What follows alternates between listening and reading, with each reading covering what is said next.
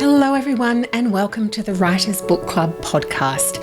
I'm Michelle Barraclough and each month I take a deep dive with an author into the writing craft and process behind one of their books. Today I'm bringing you a writing chat with one of Australia's best and most prolific authors, Dr. Anita Heiss. Anita is an absolute delight and so generous with her wisdom on the craft of writing. So have your pen at the ready for lots of notes in this one. We based our chat on Anita's latest novel, Dirrayawadha. It's another brilliant historical novel from Anita that uses the emotion of fiction to deliver some hard but important truths about colonialism and the impact on First Nations people. Although, as Anita points out, she never starts writing a novel from the basis of theme. We covered a lot of ground in this chat. Her inspiration, her research, her novel planning system, which involves quite a bit of butcher's paper and sticky notes, character profiles, structure, sensitivity reads, editing, and how to balance fact and fiction in historical novels. And for this novel, how she incorporated the Wiradyuri language into the narrative, which for any of you who are writing fiction where you are including other languages, Anita has some really great tips to help you in that regard. Let me tell you a bit about Anita. Dr. Anita Heiss is an internationally published award-winning author of 23 books, non-fiction, historical fiction, commercial women's fiction and children's novels. She's a proud member of the Wiradyuri Nation of Central New South Wales, an ambassador for the Indigenous Literacy Foundation and the Go Foundation, and Professor of Communications at the University of Queensland. Anita is also the publisher at large of Bunji, an imprint of Simon & Schuster, which cultivates First Nations talent. She's also a board member of the National Justice Project and Circa Contemporary Circus. In 2022, she adapted her novel Titus for the stage, and it played at both the Brisbane Festival and Belvoir Street for the Sydney Festival. Her novel Dirrayawadha, about the Great Flood of Gundagai, won the 2022 New South Wales Premier's Indigenous Writers Prize and was shortlisted for the 2021 ARA Historical Novel Prize and the 2022 ABIA Awards.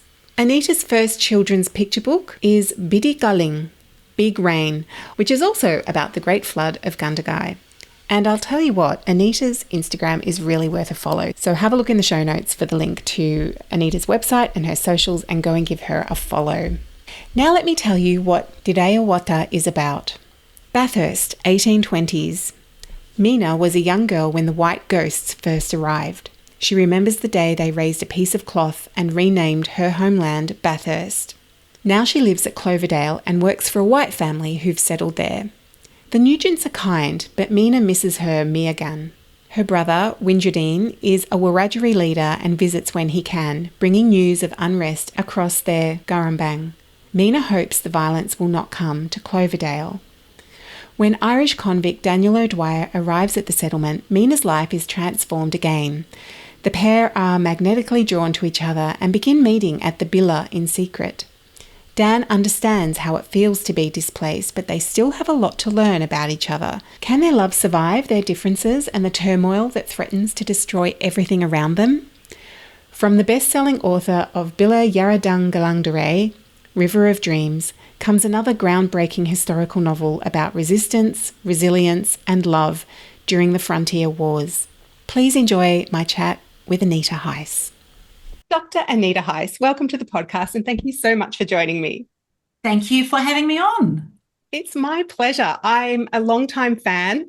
I actually saw you at the Romance Writers Conference a couple of years ago in Sydney, like across the ballroom, and thought, I must get over there. And just, you know, what it was like that night. It was absolutely crazy. Crazy. But such a wonderful event, such a nurturing space for writers to be in. Incredible. Absolutely. Now, I read Dirrayawadha last year and I loved it so much. I was raving about it to everyone and told everyone who would listen, you need to read this. And I think every Australian should read it. I think every student in Australia should read it. It's just the perfect story to explain all of our stories and really an unflinching portrait of how we got to where we are. Well, first of all, thank you and congratulations on nailing the title. in language, because most people don't know. I was saying it wrong for the first 6 weeks, so well done. And thank you for sharing your experience of reading that book with other people, because sometimes that's what it is required for other people to actually pick up or engage with the stories, to hear it from someone they trust and value as another reader. And I would also recommend anybody who is driving between Melbourne and Sydney to drop into Gundagai and go and have a look at the river and the statues there. It's an incredible, very moving experience, made all the more moving by reading the book. So thank you for writing that book. It's really important. Thank you, because it's interesting, since Billa Yadadanglang has come out, and translation for your listeners, it means River of Dreams, about the Great Flood of Gundagai.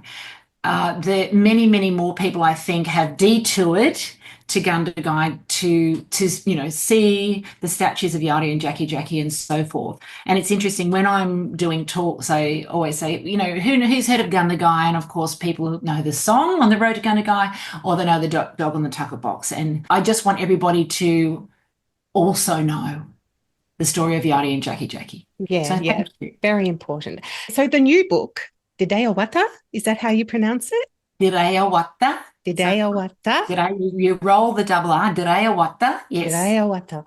Perfect. Would you say that is a sort of a companion novel?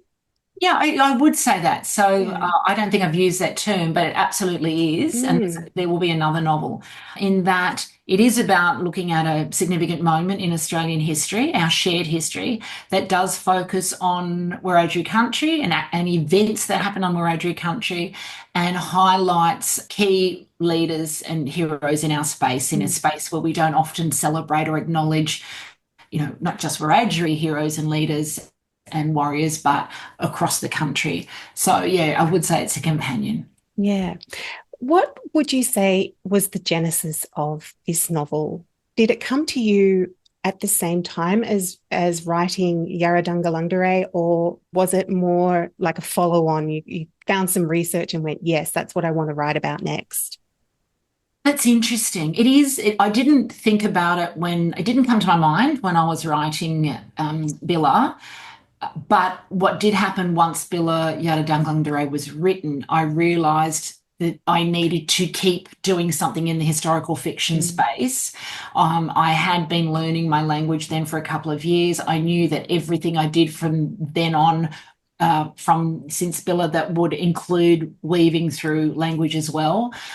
I wrote, and we released Billa Yadadanglang on the anniversary of the Great Flood.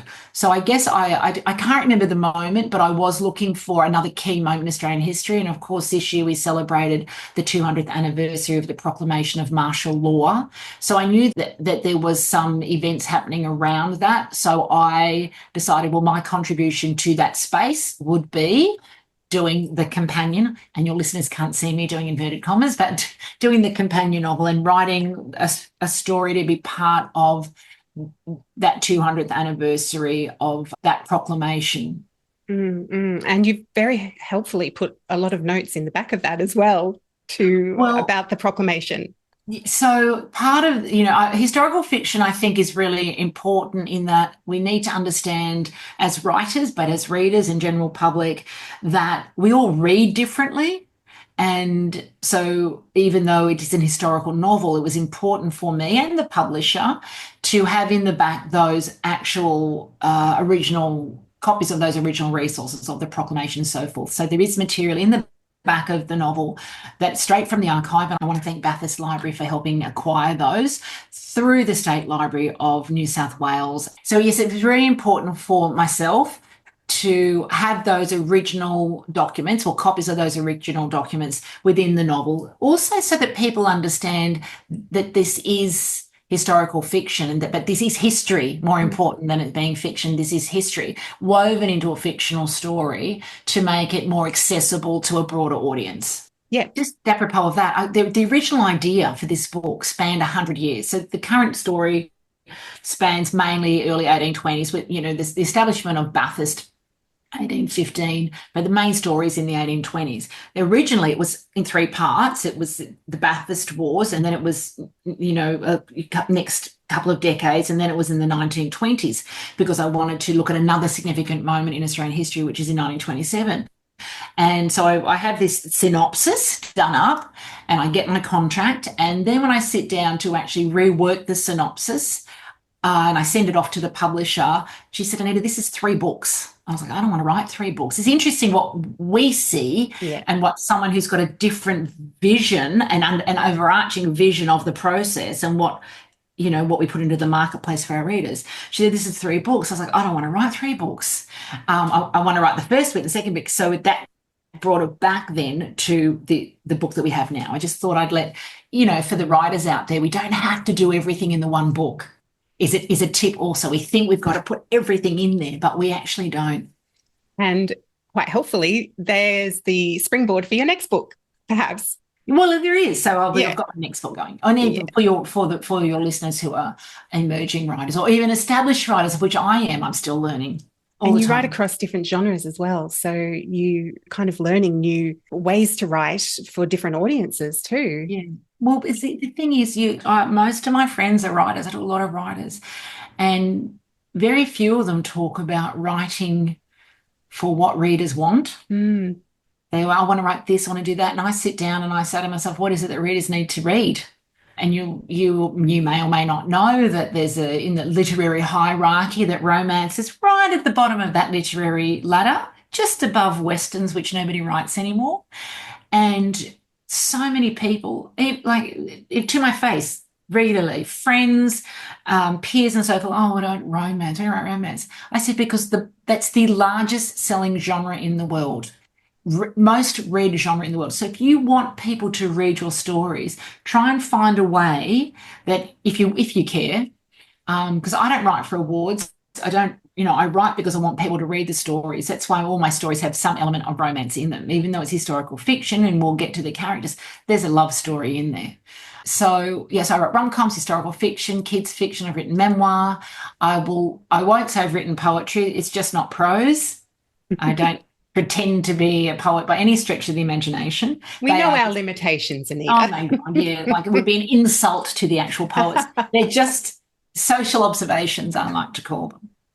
Yeah, it's so true though. I mean, ask anyone how they relax and they'll sit down and watch a sitcom that generally has some kind of a love element to it, or they'll romantic comedy, read a crime novel. Most crime novels will have some kind of a relationship issue in there. Yeah, exactly. I hear you. Jane Austen, if Jane Austen was alive now, her covers would be bright pink with sparkles on it. She was the original chick lit author. Yeah. And look at all the people watching Bridgerton. Exactly. That rolls beautifully into my next question, which was how the process of developing the idea into a novel rolls out for you.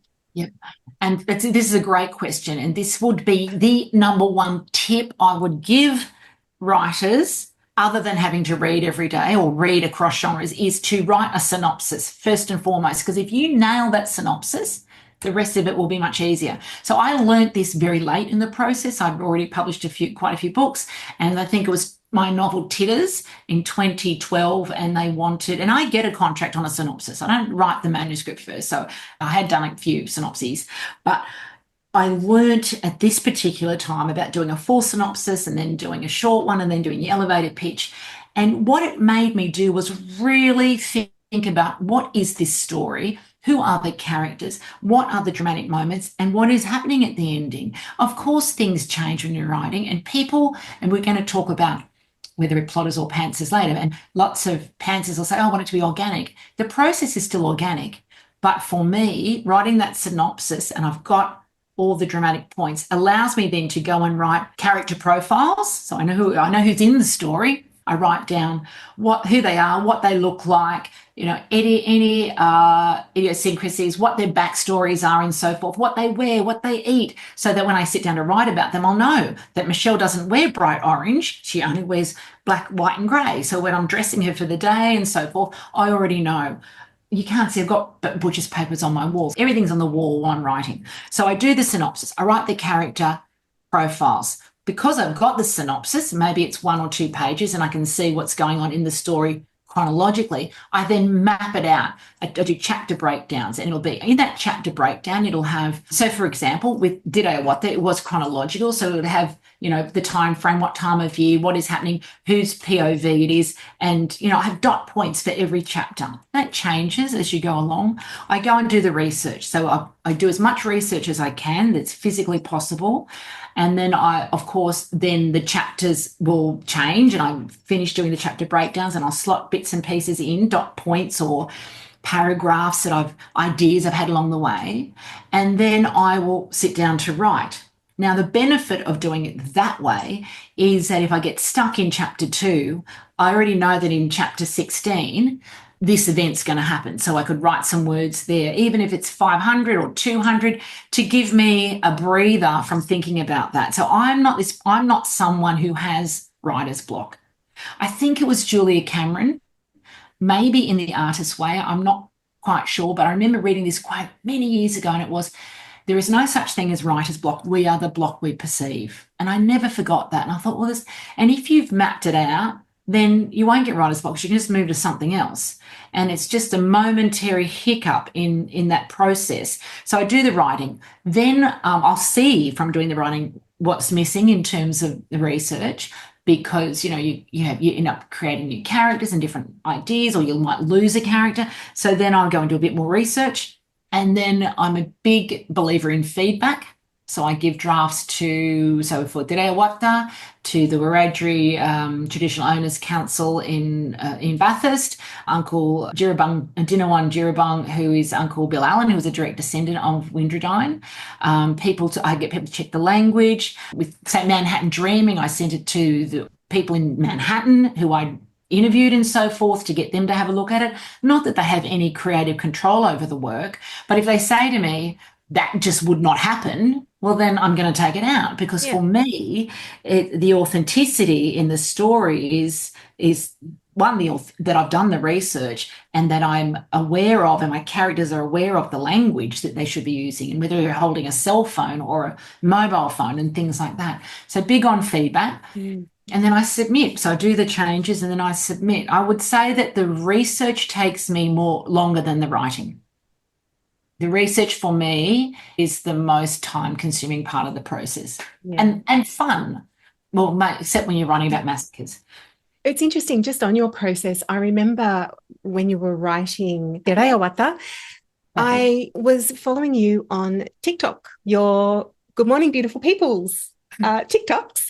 Yes. And every single day, so you would go for a run, or you do whatever you were doing. Sometimes you were traveling, and then you would say, "And today I am writing this scene." Yeah. And that now makes sense because of your butcher's paper and all of your planning and everything on the walls. So you knew exactly what you were doing each day, and then you check in again at the end of the day. It was so helpful, Anita, actually, to watch that series as a writer, because it was very inspiring to say, okay, well, if Anita can do it, then I can do it. Just sit down, do the work. Thank you, Michelle, but it also helped me. Yeah. Because, people talk about writing being this lonely craft. I don't feel that, because I go to lots of book events at my local bookshop and I engage with people all the time. But during that period, and I think I started at 50 days, which I did one day and I thought I'm going to have to keep doing it. But it actually motivated me to get up every morning. And I was getting up between 4:30 and 5 and 6 and so forth.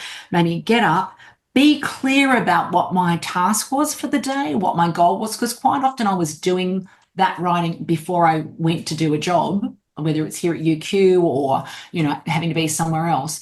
And the flip side of that, which surprised me, was how many people contacted me to say that they were doing their own countdown for whatever project they were on, and it motivated them. So sometimes we feel like, and you might feel the same way with your podcast, you don't know who you reach. You don't know the impact that you have, and you may think, like I always feel like I'm writing, not always, but sometimes feel like I'm running into this void, and you don't know, like, is anybody out there? And when I'm on a deadline and I'm working on a new book, then I'm going to start that again, because it was a good practice for me, because it gave me a structure for the day to get up at a certain time and start. So I don't know, when's your writing time? When do you find you're most productive? Mornings, definitely. And so that resonated with me, Oh, definitely. Get that exercise out of the way because the exercise also gets the juices going in the brain. doing scripting, the whole lot in Yeah. the. Get So the earbuds out if you can I'm a and just, morning person too. I yeah. don't, as far as writing goes, I think the latest I could write is 3 p.m. Mm, The editing's different because you're sort of just yeah. going in, but the sitting down and writing, and I don't know, I read years ago, this might be another tip for your listeners, and I read this in the 90s when I was doing my PhD, and I look at it the same way, whether you're researching or writing, and it said something along the lines of if you can do 5 solid hours on your writing, then that is about the maximum your brain can manage. So I just go, right, 10 till 3 or 7 till 12, because after that, you're wasting your time. Mm, Go and mm. have a nap or go to the beach or do whatever. But I think if you look at a normal work day in many places, people talking and chatting and having lunch, they're probably only really doing 5 solid hours. So there's another tip that I live by. Yes. And when you think about it, 7 till 12, you've got the rest of the day. That is correct. Yeah. So you just touched on research then, how much you love it. Of course, there must be an enormous amount of research for these novels, but it's so seamless on the page. So I know you do a heck of a lot of reading, but how do you then know how and what to incorporate into the work? Well, I will say I think I probably learnt better over time. I mean, in previous novels, I've lost whole chapters and characters because they didn't serve the story. So I think I've learned over time that if I'm going to include something, it needs to move the story forward or it needs to inform the reader of something that they must know in order to understand, the next scene and so forth. And of course, it's good having an editor. But having said that, I did have an editor say to me in one of my books, they wanted me to remove two things. One was an entire they wanted me two chapters. One was set in New York, and they said I had characters going to the Jewish Museum and characters going to a Latin American restaurant.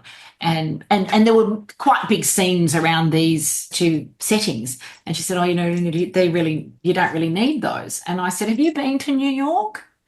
And she said, "No." I said, "You cannot set a story and I'd been to New York many times. You can't set a story in New York without those two communities." I said, "In every hotel foyer or every apartment lobby, there's a Christmas tree and a menorah. So for me to set a novel in New York, you must include that."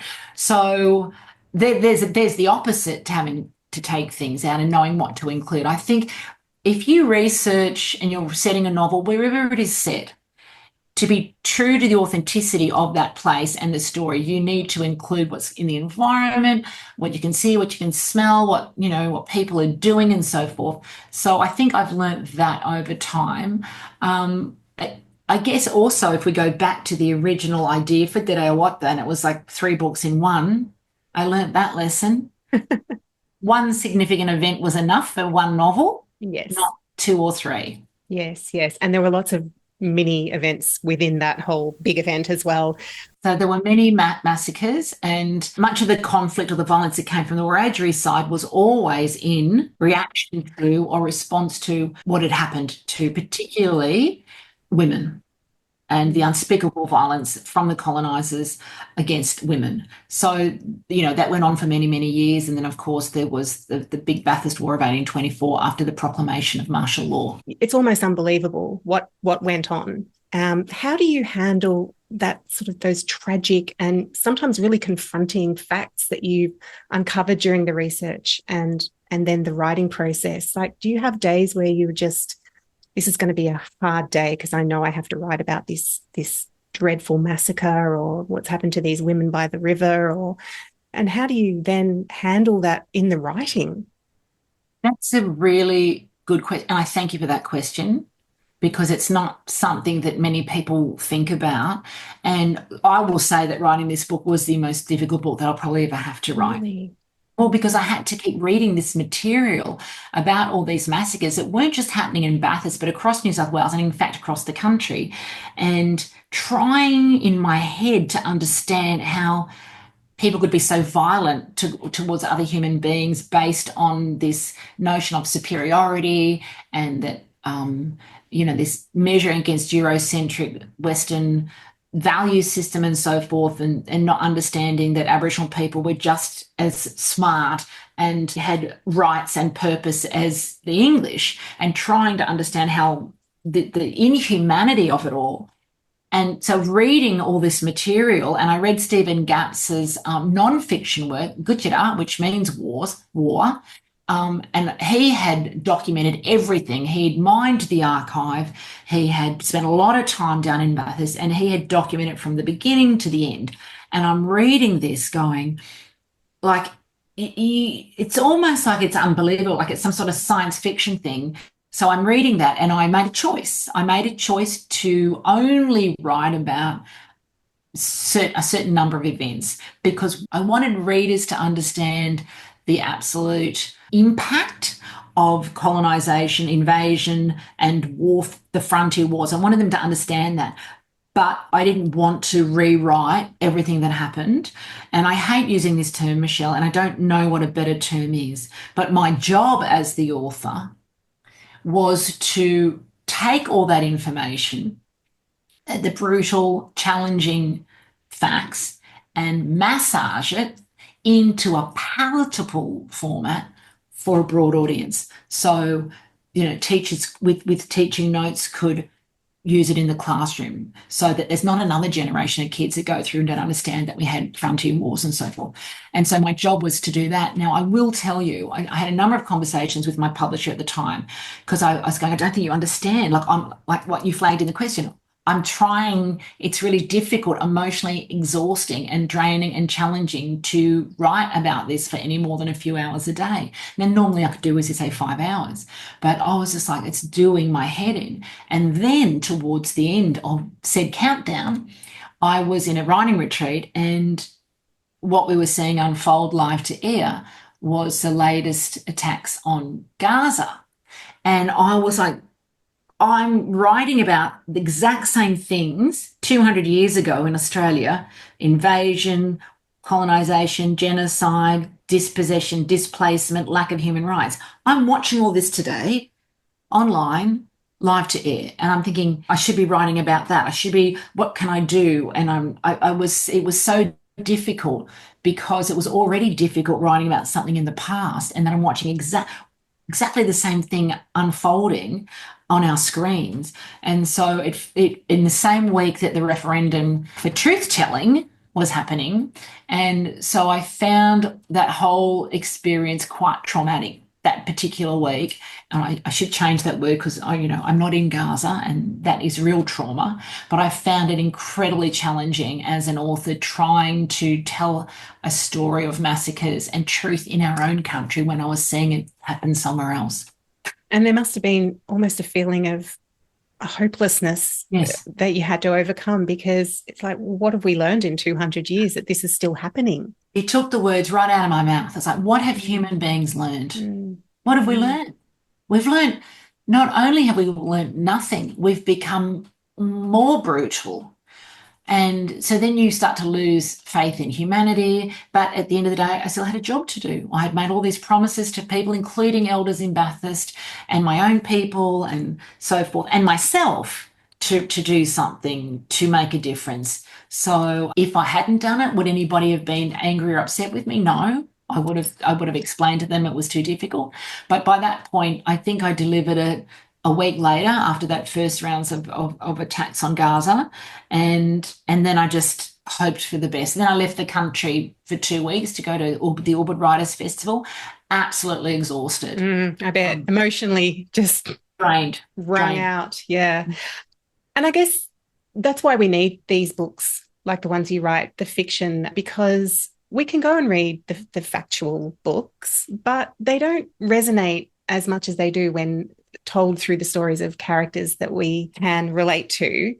I felt like you really got that balance right. There was just enough information in there to have that same feeling as you did, but I felt like you protected us as the readers to a certain point by not taking us into the battles. The characters would tell the story of what happened, or the news would come through of what had happened, but you didn't take us into the battle itself. And I really appreciated that. And I saw that happening through the novel, with a writer's eye, looking at what you'd done there, and I thought that was very cleverly done because, as you say, this novel and these kinds of novels, they're so important, and I think they need to reach a wide audience, and that's the way you're going to do it. Just give you enough information, but don't take us into all, too many facts. We don't need that. I hadn't. I like the way that you said it. I don't know, what was the language you said? Protected or saved the reader from. Protected the reader. Yeah. Well, I don't even know that I thought of. Part of it was protecting myself. Yes. I think. But also, I always say, and I think there's a reading list at the back of the book and on the website for further reading, because I do say, go and read if you want to learn more. Go and read Stephen's nonfiction work. Absolutely. And so I do hope that Dirrayawadha is a springboard to, and Billa is a springboard to going to read further. But it's sort of like, I don't write sex. Maybe it's because I don't know how to, but I'd rather do something that alludes to or implies. So there's implied violence. We know, we can tell through the characters' reactions or the dialogue that there's violence. So we can speak to it in different ways. Through descriptions and so forth. Yeah. I'd like to go to the characters now. Tell us how you develop a character, Anita. The characters in this novel, all your novels, are so relatable, and you really capture these people and you want to go on the journey with them, which I guess is the job of a fiction writer, to capture the reader's imagination, to make the character appealing and relatable so that the reader wants to spend 300 pages with them. Well, I'm a method writer, so I get into character. So for this book, there was 4 main points of view. However, also other characters. So I guess Mina thinks like I think, or I would think, what would Mina's experience in space be? For example, I went down to Bathurst many times and I walked along the Womble Billa, which is the Macquarie River, and I stood atop Walu, which your listeners will know as Mount Panorama. And I looked many times, I went up there and I looked over the landscape and I tried to imagine whether it was the windy afternoon or a foggy morning, what would it have looked like and what would Wiradyuri have been thinking? And because we don't know what Wiradyuri, the warrior, was thinking, because that's not documented. There's a lot of material about what was happening in town and the change to landscape and everything. So I had to take what I knew and then imagine and think like this man in his 20s going into battle or wanting to protect his family and so forth. And the Irish character, Dan, so there's the love stories between Mina and Dan. Mina is a fictional character, and her role was really twofold: to demonstrate life for Wiradyuri women on country during the frontier wars, but also to drive the story between this story between the Irish and Aboriginal people. So Dan O'Dwyer is a Irish political convict who'd been part of a political uprising back in his home country at a time where the Irish government had merged with the British government, and the Irish saw that as the loss of their sovereignty, which of course is what was happening here. And so I wanted to show this connection between the Irish and Aboriginal people and the relationships between Irish and Aboriginal people. When this book came out, so many people, so many mobs saying, oh, my great-grandparents were Irish, and, we've got distant relatives who are Irish, because there was this connection between the poor in this country as well, and the disempowered and so forth. So I wanted to show that. Now, Dan, he wasn't originally an political convict. I was just going to have this Irish convict that I wanted to show connection with. And then I had a research assistant who mined the archives and found information. I started reading about these political convicts. And then here I'm at UQ, and I have a friend who works here who's Irish, who's very passionate about history of his country. And so I gave him a draft, like the first draft chapters that involved Daniel O'Dwyer to go through, and he turned up at our first coffee meeting with all these ideas and so forth. But he helped me do Dan's backstory. He said, he would have been here, the father would have been doing this, and then we talked about what, a dwelling might look like. And I feel like Dan O'Dwyer's authenticity, he's more authentic, I should say, because I involved the knowledge of someone who was Irish. So he speaks, people talk about, we won't, and this is a whole other thing, sensitivity readers and everything. Sensitivity readers come at the end of a process. You need to talk to people while you're in the writing process, not at the end. You're all done just before you get it published, get a sensitivity read. It needs to be at the beginning. And so my friend Danny, he was involved from, when I started talking to him about the book, and I said, let me just draft up some notes and so forth. And then I gave him some of those pages. And then, he came along and read a scene at the launch, which was wonderful. But I think authentically getting into character, walking in their footsteps, imagining in their mindset, it makes it easier to inform the writing.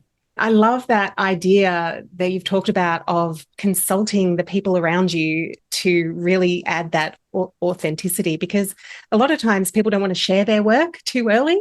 And you're saying don't be precious about that. Just I've got friends who don't even tell anybody what their book is about till it's done. And I say to them, you need to speak to your agent or the publisher, because they might say, we sold 3 of those last Christmas.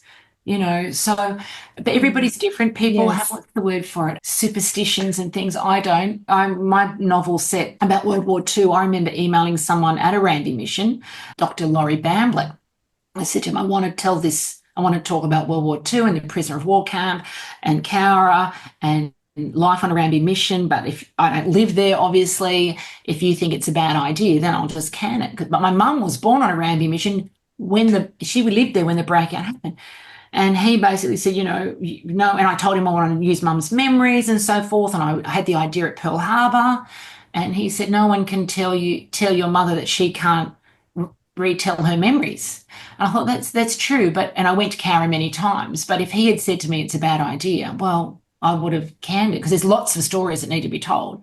So I think it's always worthwhile to feel around for whether the story is something that needs to be told, particularly if you're writing about something that's real, that if there are living descendants of an event, I've met people who at festivals whose great-great-grandparents died in the Great Flood.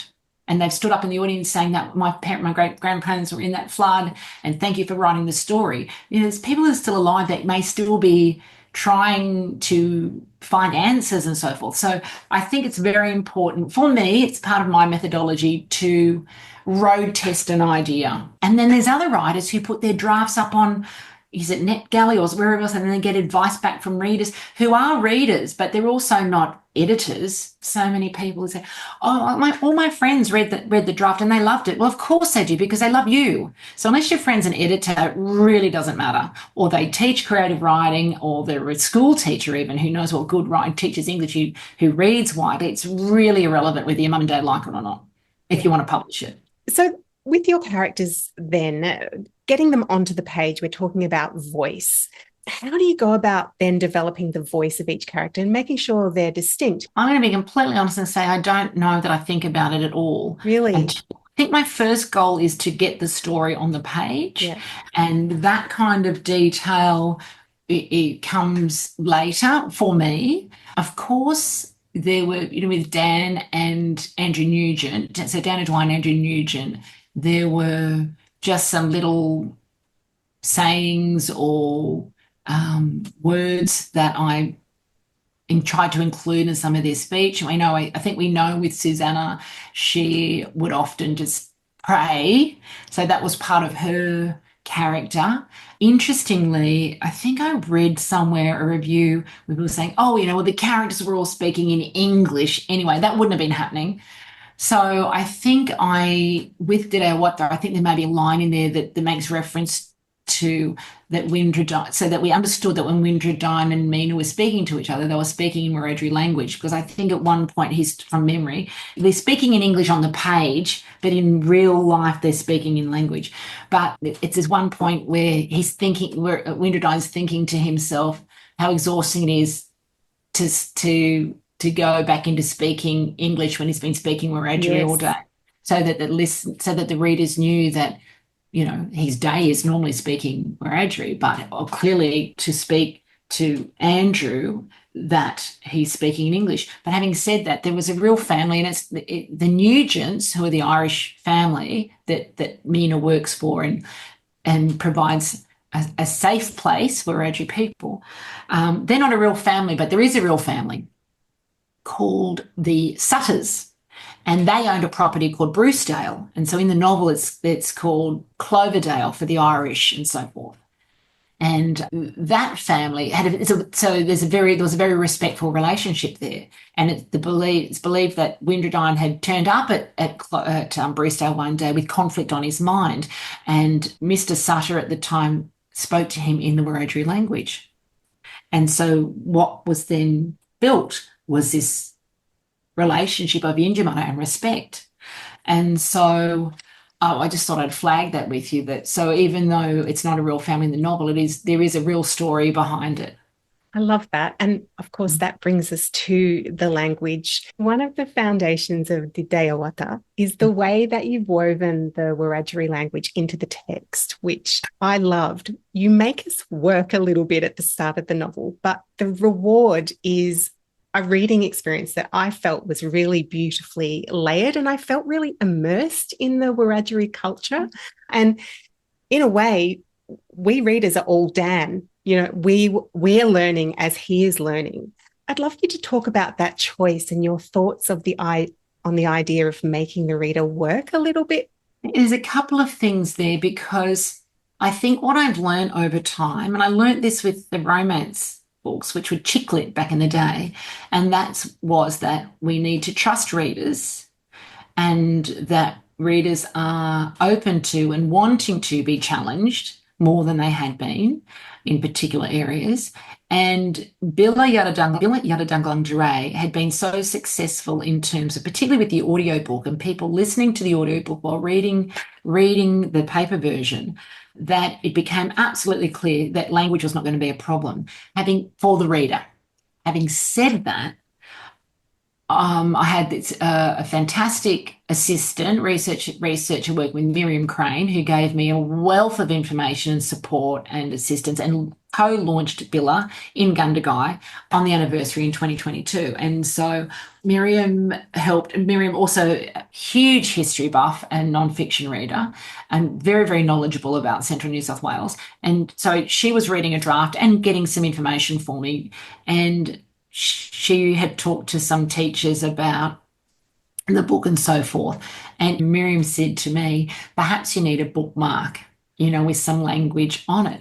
And that has been a game changer. So we had, I think there's a glossary in the book as well. There's a glossary. I postmarked it because I referred back to it all the time. Right. And then I didn't need to. Then I knew someone else said the other day, by the end of it, you could actually make out what was going on, which is great. And so that bookmark has become a game changer, and now as a publisher of First Nations works with language, we've started introducing those because they've just become so valuable in the process of not just marketing the book, but the process of readers being able to relax and engage and not fret and not get annoyed and so forth, but just to be quite comfortable and so forth. So for me, the language side of it is a few things. It's a reminder to the reader that everywhere you walk in Australia, you walk in country that has a first language, and it's not English. English it's a dominant language, but it could be the second, third or fourth language for that area. We are in the United Nations decade of international Indigenous languages. So I feel like this is a very small contribution to that at the moment. I didn't get to start learning my language until I was 50, and I know very, very little. But I feel like it's an act of sovereignty at a time when, the referendum was a slap in the face, but I can still get up and greet people and acknowledge people using a language that my mother wasn't allowed to use. So I feel I have a responsibility. And the funny thing is, Michelle, I don't write for awards, but I always said I have a very small English vocab. And, it took me ages to understand that it's the story that's important, because you may be the most eloquent writer in the room, but if you haven't got a story, it doesn't mean anything. And what I realised was my vocab, what I was missing was the Wiradjuri vocab, because I feel like my stories are so much richer, so much more valuable and meaningful when I can write about Wiradjuri Nurrumbung, that's Wiradjuri country, in the language from that land, write about Wiradyuri values and people and love, using the language that has always been used to describe them.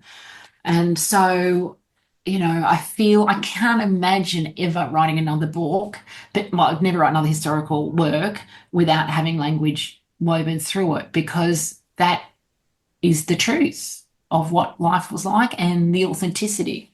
Yeah, hard agree. I think every novel you write needs to include it. And I would also suggest that listeners go and listen to your interview on Conversations with Richard Feidler. I think you've spoken to him a couple of times, but this most recent one, all about how you learned the Wiradyuri language and went back to uni, and that was absolutely fascinating. And I was old, but there was an elder in the room as well. And, that was a reminder of the privileged space that I'm in, even though it's not privileged, because privilege would have been learning it from day dot, beginning. Yeah. But she was learning, there were more than one elder in the room. There was a number of elders in the room learning the language that they should have learned as children. Yeah. And now we're in a university setting. Anyway, it's a beautiful, those classes provide learning, not just language, but learning a whole lot of things about life and belonging and place and generosity of spirit and so forth. So it was a good time. Yeah, it was really good.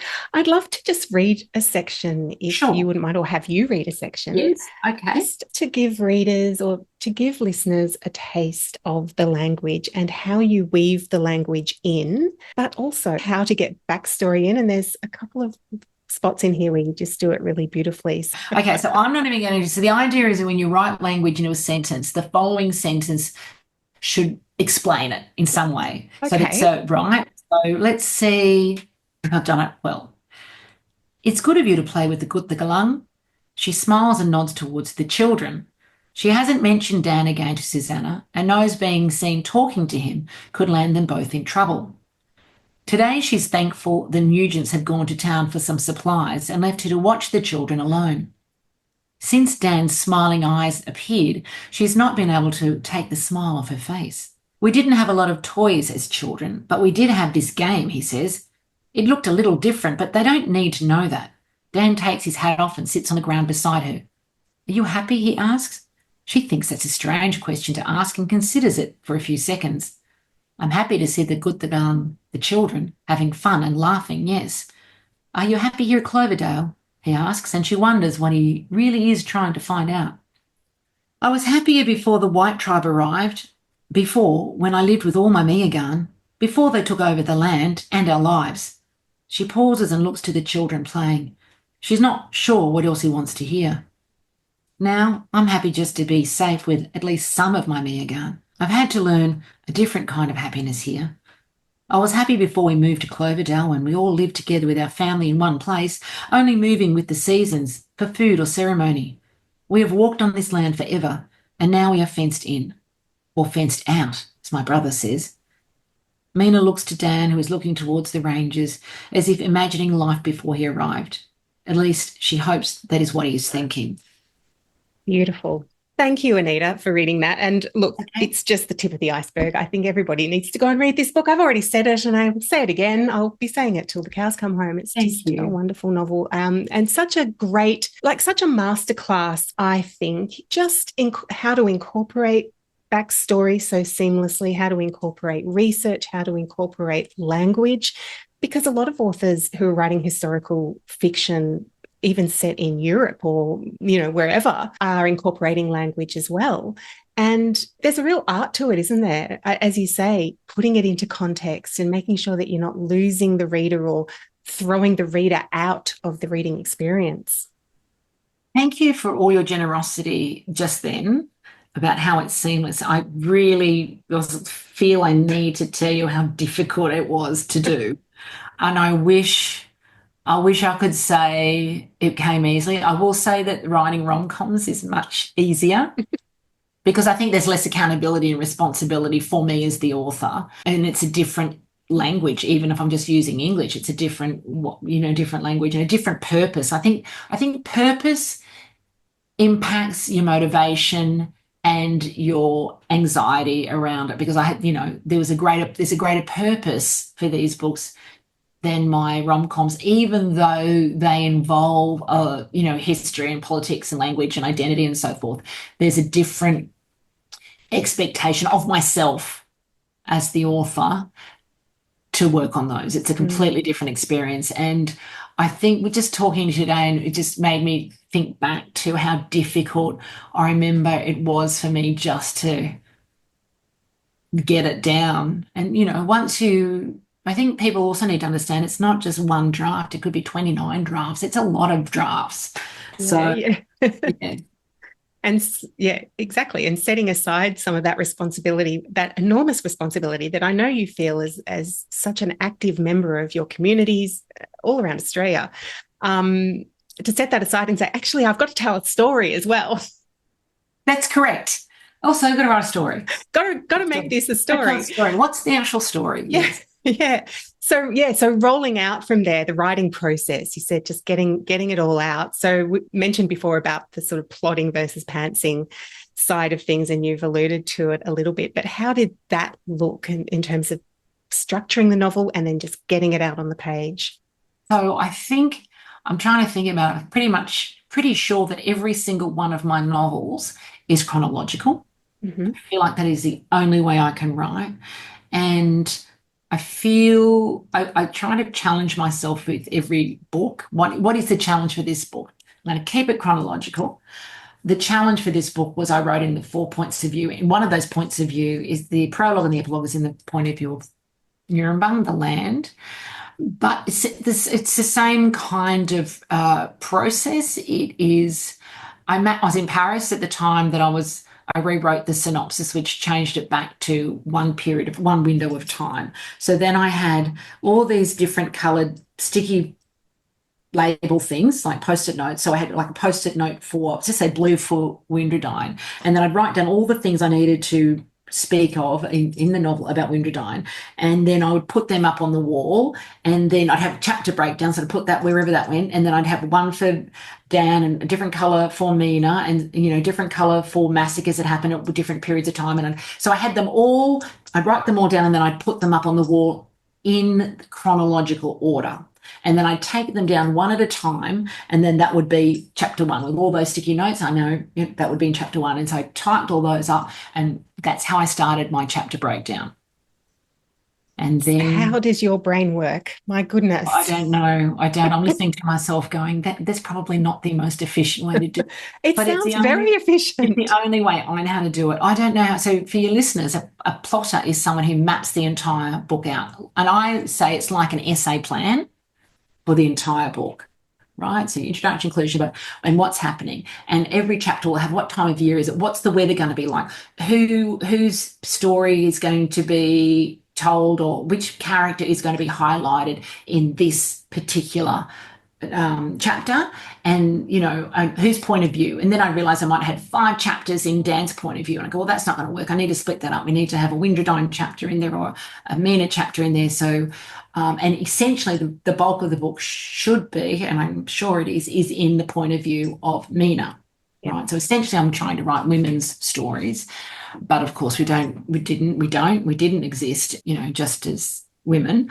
Yeah, so there's plotters who do what I do, and there's pantsers who have a big picture vision and they fly by the seat of their pants. And I tried writing a short story, and I think I got a paragraph. I don't know how to do it. I do not know how to do it without. It's still organic because I still have the big picture, but I need to know where it's going. I need to know what direction the characters are traveling in and what journey they are on. And the difference is I have a new book come out every year, pretty much.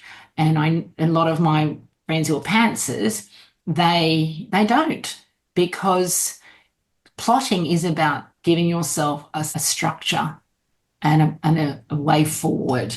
And so, and even, people who might still churn out books and say they're pantsers will admit to you that they're both plotter and a pantser. Absolutely, because they might pants the whole first draft, but then they say, well, actually now I need to figure out what I've got and put that into some kind of structure. So yeah, they do. What a nightmare. I couldn't think, I would just go start another book. That's too hard.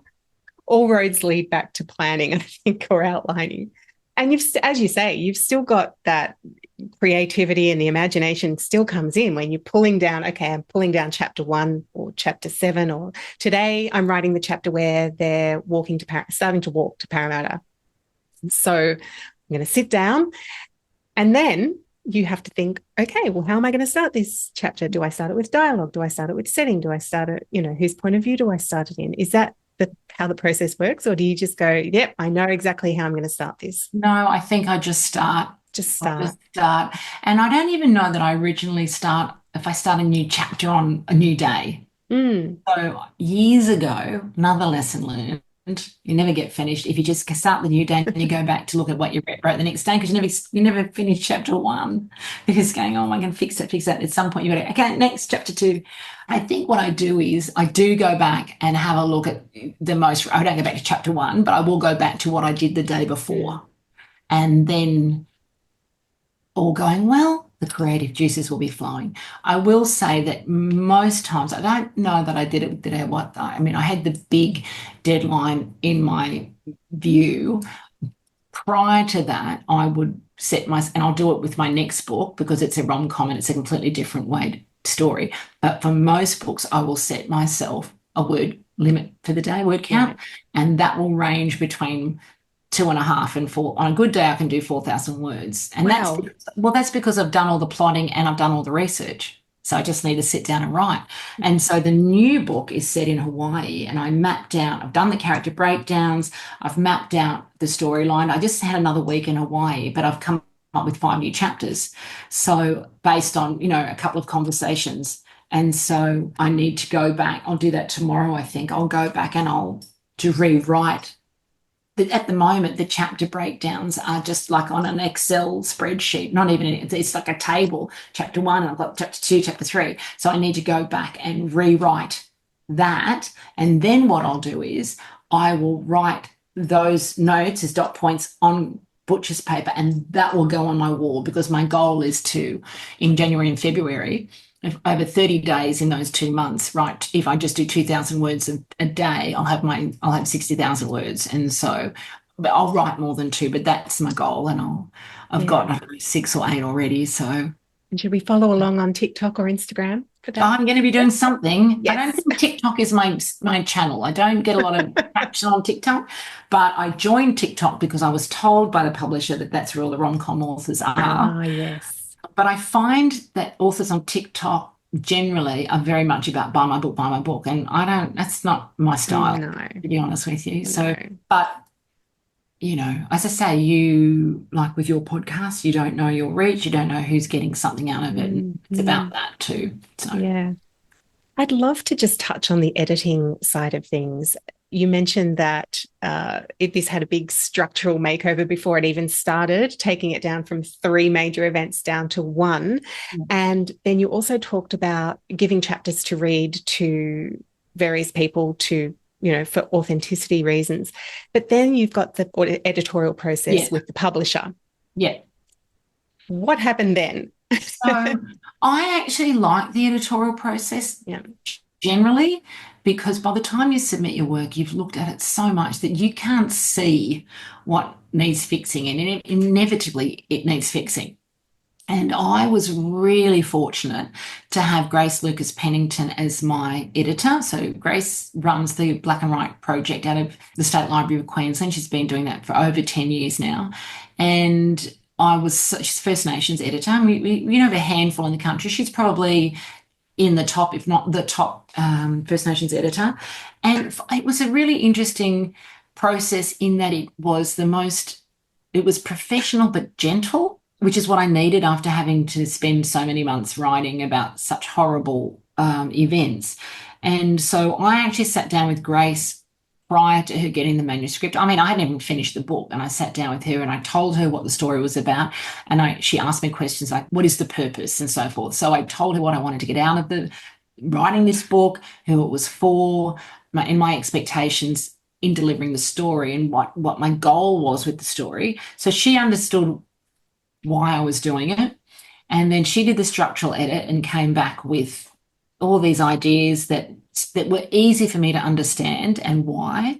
I also gave it, to Sally Piper, who's an Australian author as well, and she came to lunch with notes and everything, and I was amazed, and they were so helpful. And I said, "Can I show these to Grace?" She said, "Sure." So I showed them Grace, and so she agreed with everything Sally had said as well. And I just found that process was so gentle at a time where I was feeling so emotionally exhausted. And it was, hands down, best editor I've ever had. And I've had a few, everyone's been great, but she was top shelf. And so I can't remember any main things that presented a huge issue for me in that process. Again, it was, did I deliver? I mean, you had a word count that I was meant to deliver. I think I delivered under that, so I probably wrote some new material, but there wasn't anything that caused me any grief. And usually there's something that I'm going, that I push back on. And that speaks to also the fact that I think I've spent a long time getting the methodology right. Much of the anxiety, I would say most of the anxiety I had right up until the day we launched it was making sure that I had the story right, particularly for the people in Bathurst, because it's their story, that the elders were happy, but the truth is you can't make everybody happy all the time. And I think what I learned out of this process was just trusting myself. I mean, I've done it enough times to know that I'm giving it the best I can give it, and that I just need to trust myself. And when I was writing Billa, I remember ringing Letitia Harris, who was a protege of Uncle Stan Grant and one of my language teachers. And she said, "What are you worried about?" I said, "I'm worried about getting it right for the community." And she said, "You're the community too. So you need to just stop worrying so much." So for me, that editorial process, and it actually validated me, because it didn't come back with, "You've done all this wrong." Not that most editors would not say that anyway. A good editor will start with, the first few paragraphs of what they loved about it and what's good about it, and then go into, and this is what could look better, what could make it stronger. So I, from memory, can't remember anything that caused me grief. And I did sit down, so I went through it and did, whatever I had to do to make it the best it could be. And then I sat down with Grace and went through a couple of things and just said, "Oh, I did this, and I'll double check that." And those sort of conversations face to face, I think, do make a difference. I'm so impressed that Grace sat down with you before she even looked at the manuscript or touched it and learned about your purpose for the novel. That's incredible. It was wonderful. I mean, mind you, like I spent a lot of time at the State Library of Queensland to write, because it's a fantastic place to write. Yeah. And she works there. So it wasn't a difficult thing to do. But yes, agree that to actually ask the author, like, "Tell me about why you're writing this book and what's the purpose." And, I told her things that she'd never heard of before as well. And she, in terms of my history. So, yeah, and I hope she can do all my books. Although I've got another editor, Alana Hunt, who's doing the editing on, she did the edit on Stan Grant's book and Tasma's book, who I'm also publishing, and she's doing the next edit on my rom-com, which I'm very excited about. She's very versatile. And she was trained by Grace. Oh, there you go. You've got so much on, so many projects on, and you said you don't suffer from writer's block, but are there any times where the writing is not flowing? And well, what do you do then? If on a day-to-day basis, if I'm struggling, I will go for a swim, I will go for a run, I will go and lie by the pool for an hour, because it's pointless sitting at a computer looking and then just getting completely stressing yourself out. We all do it, stressing ourselves out. If I just go, "I've got no ideas." I am very scheduled. I'm very motivated. So I don't need people to help me do those sort of things. And I'm old enough now to know that you just need to take yourself out into the fresh air and go for a walk, or go and have a cocktail, or whatever you have to do. Go shopping, have a nap, read a book, watch a movie, because you may as well be doing something to rest your brain or stimulate it a different way. Oh, that's good advice. Yeah, and then get back to the work. And then do double tomorrow. Did the writing of this book teach you anything new about writing, Anita? I think just to go back to what I mentioned before, and that is it taught me to trust myself in the process. And because I think, I don't know about other people, I'm very good at going, I can't do this. Why am I doing this? I'm never doing it again. This is terrible. When I was doing titters, I was like going, oh my God, this is so boring. I'm bored with my own work. The book was finished and it was already in an arc. It was already like in a proof copy. And I'm like, this is so boring. And I think I need to reverse it. I did learn this through writing Dirrayawadha. And since it's time, it's out and I can think about it and talk to people about it, that publishers wouldn't keep publishing me if they didn't believe that I could do it. And that's a tip also to emerging writers or in just anything in life. If somebody believes you have capacity to do it, then you probably have. So if someone taps you on the shoulder and says, can you do this task for me? It's because they actually think you can. And I think I probably need to take more notice of those people in my life who do have faith in my capacity to deliver whatever it is, because we're far harsher on ourselves than other people are. And I think I need to see myself the way other people see me, like my editors and publishers and so forth, because I certainly don't see myself the way they see me. I'd be full of self-esteem if I did. Well, I think you're pretty wonderful, Anita. I want to gorgeous. Thank you for your time today. Now you've got a publishing hat on at the moment as well as an author hat. Is there anything you'd like to tell us about that? I'll just tell you that. So in March of last year, we set up Bunji Publishing, which is an imprint of Simon & Schuster, Australia, New Zealand. And it is a First Nations imprint, which is publishing First Nations authors in commercial fiction and non-fiction. We're using First Nations graphic designers, editors, proofreaders, and so forth. And the first book will be released on December 4. It's by Stan Grant called Murayong Song of Time. And it's a meditation on life, on land, his father, time, theology. It's a beautiful hardcover book, be a beautiful Christmas present. But I like to say to people, it's a gift for you. Like if you're going to buy it for someone, buy it for yourself because it's stunning. And the second book I'm publishing is by Tasma Walton. Some of your listeners will know Tasma through the cinema and TV. And she's written this incredible historical novel called I Am Nanurkuruk about one of her ancestors who was kidnapped off the coast of Melbourne, Victoria, and held captive for 34 years by sealers. And it's extraordinary. It's just an extraordinary, painful, devastating story, but also told beautifully, a lot of language. And the way she writes about sea country and sky country is really beautiful. So that comes out just in time for Mother's Day next year. I've also commissioned Larissa Berent, and she's doing a reimagining of Pride and Prejudice through her First Nations lens. Wow. And we have an announcement coming up shortly, which I think emerging writers, First Nations writers will be very excited about. That is so exciting. And all of those books sound amazing, Anita. Yeah, and I am reading this incredible work and that inspires me. Yeah. That inspires me. And it's just a reminder that there are many, many, many, many, many stories still to be told. Yeah. And have you got any events coming up that people could come and see you at? I've got a lot of events coming up in 2025. I've already got quite a few festival invites, so people can just have a look at my calendar on my website, and I'd love to meet your listeners. Brilliant. I'll put all of those links in the show notes. Anita, thank you so much for your time today. It was absolutely wonderful. Michelle, you are a delight and a joy, and I thank you for your wonderful support, not just for me, but for Australian writers, both emerging and established. Thank you. How good was that? I really hope you enjoyed that deep dive with Anita. I could have kept talking to her for hours.